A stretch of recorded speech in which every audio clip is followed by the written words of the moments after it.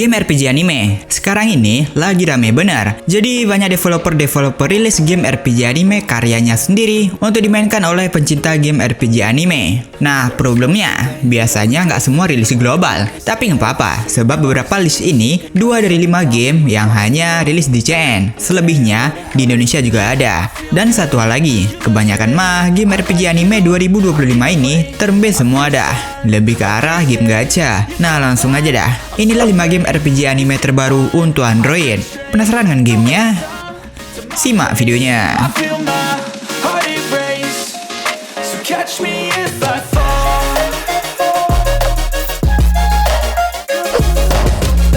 Seven Knights Rebirth. Akhirnya sebuah game baru yang rilis di Korea, tapi kabarnya bakal rilis global juga, walaupun nggak tahu kapan. Tapi untuk perilisan Koreanya pun, ini game bisa dibilang populer ya. Dan satu hal yang menurutku menarik nih, ini game dikembangkan menggunakan Unreal Engine 5. Meskipun dari segi gameplay, ini game turn based dan karakternya ini chibi, tapi terusan ini Unreal Engine 5. Kalau nggak percaya, kalian bisa lihat ini game punya animasi scan, contohnya di awal-awal gamenya atau prolognya. Dan bahkan ada animasi skill yang terusan gak coredan, yang menjadi nilai plus dalam game ini. Gak hanya itu, ini game juga memiliki efek skill yang memanjakan banget dah. Di sini ada skillnya, di sini ada turnnya, dan di sebelah sini ada auto, bahkan 2 kali speed. Dan ini seriusan UI-nya bersih banget, nyaman banget dilihat. BTW kalian bisa bawa 5 karakter juga ya dalam satu party. Mungkin ini game bisa kalian cobain, apalagi penggemar ataupun player Seven Knights. Seriusan membawa nuansa baru guys, apalagi dengan grafik yang wow parah dah. MVP-nya sih di grafik dan juga efek skill, bahkan animasi skill sih ini game. Seriusan keren parah. Jadi kalian bisa cobain sembari menunggu rilis globalnya. Biasanya server global sama server luar rewardnya bakal beda sih. Tentu saja karena ini merupakan versi remake dari game pertamanya. Bahkan cerita maupun karakternya ini diambil dari game pertamanya. Jadi bisa dibilang ini game Seven Knights original tapi di remake aja grafiknya.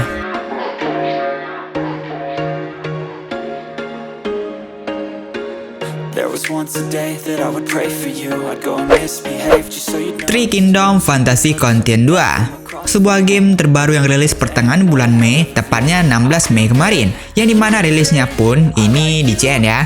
Yap, ini Three Kingdoms tapi versi animenya guys. Jadi mungkin untuk gaya dari animenya tuh kental dengan nuansa tradisional Tiongkok gitu.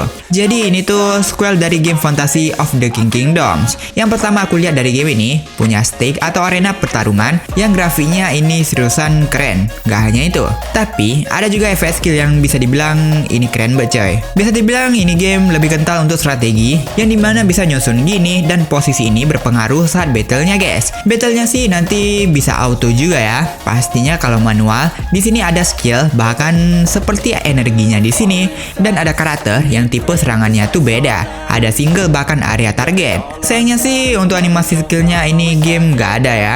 Hanya gambaran dikit gini doang. Tapi dari skill animasi, aku akui ini keren sih. Inti ceritanya ini game masih berpatok pada cerita di zaman 3 kerajaan yang konflik. Dan battlenya ini sih bagus, apalagi dari segi grafik bahkan efek skill. Tapi sedikit kurang aja karena nggak ada animasi ultimate-nya ya. Kalau ada bakal lebih gacor lagi nggak sih?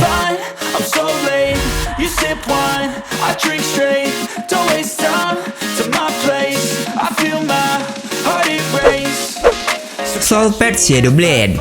Oke, di game berikutnya kita dapati sebuah game baru kisaran 1 bulanan udah muncul di Play Store Indonesia. Tapi aku nggak tahu ini game bakal hilang atau tidak. Sebab biasanya game tipikal ginian hilang terus timbul kembali dengan nama baru. Oke, kita langsung lihat aja. Dari nuansa dan temanya, kita dapati bahwasannya ini game terinspirasi dari serial anime KNY ataupun Kimetsu no Yaiba. Pada scan awal atau prolognya, kalian bisa lihat ini udah sampai ke episode para pilar melawan Muzan di Infinity Castle guys. BTW untuk sistem battle, ini game membawakan battle idol yang dimana kalian bisa keluarin ultimate skillnya dan itu ada animasinya dong, dan itu lumayan banget. Jadi dalam game ini kalian bisa merekrut beberapa karakter ikonik yang bisa membantu kalian dalam membersihkan para iblis ya. Untuk gameplay, menurutku simple aja ini mah. Cuma ginian doang sih. Mungkin ada beberapa sebab aku rekomendasikan game ini, walau ini game bukan game official ya. Yang pertama tentu saja rilis di Play Store Indonesia, jadi kalian nggak perlu ribet download APK-nya. Lalu punya grafik yang bisa dibilang bagus, walau bukan game official ya.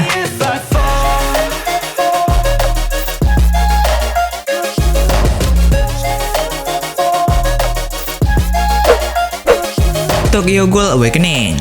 Ini game muncul kembali setelah beberapa bulan hilang ya guys ya. Pasalnya rilis ulang dan ganti publisher. Sebab ini game udah ada di Play Store Indonesia 1 tahun yang lalu dan sekarang rilis ulang dong.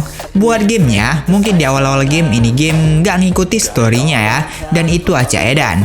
Terus bisa dibilang ini game santai, yang dimana tipe kartu. Di kartu ini, ketika ada kartu yang sama dan itu sebelah-sebelahan, maka akan otomatis gabung dan itu memberikan damage tambahan. Dan untuk skill ultimate-nya, ini game punya animasi skill yang lumayan keren. Nah, BTW ini game grafiknya bagus kalau pakai settingan maksimal, dan itu mulus ketimbang grafik defaultnya. Oh ya, untuk modenya, ini game banyak banget tentunya. Salah satunya ada mode arena juga untuk bisa lawan party orang lain. Dan untuk partinya, kalian bisa bawa 4 karakter. Terus ada 1 karakter cadangan di sini, plus ada assist karakter juga di sini. Untuk gamenya bisa auto bahkan manual. Kalau kalian pengen milih skill berdasarkan elemen kelemahannya yang bisa kalian lihat di sini. Ya, selain itu di skillnya juga bisa kalian lihat ada wig gitu buat efek ke karakter musuh.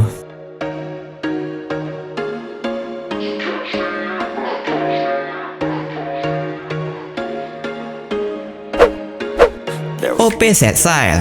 Akhirnya ini game resmi rilis juga di Play Store Indonesia guys, pada 15 Mei kemarin ya. Bagi yang belum tahu, ini game terinspirasi dari serial anime One Piece, dan itu bukan game official ya, bukan game official.